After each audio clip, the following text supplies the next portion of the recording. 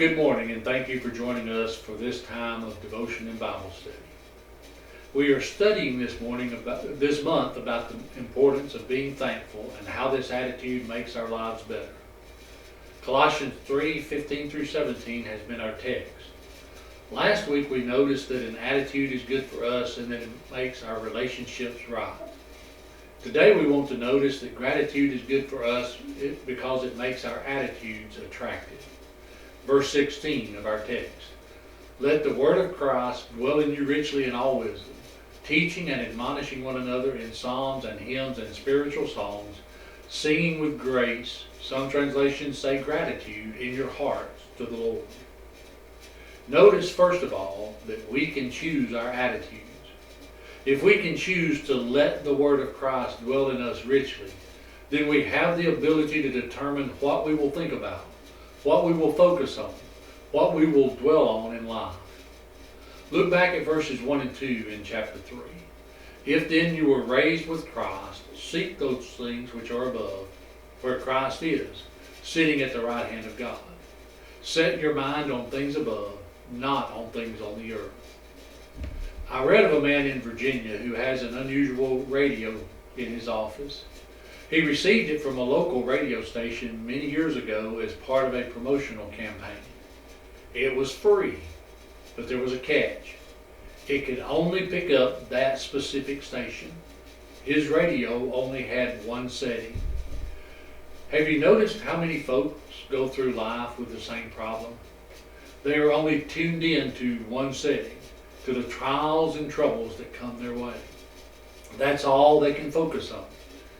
Thank God we can have more than one setting. Difficulties will come, but by faith we can choose to set our minds on things above, to let the word of Christ dwell in us richly. Second, we can choose an attitude of gratitude. Thankful people have a healthier perspective on life because gratitude causes us to focus on our blessings, not our burdens. Without a sense of gratitude, we can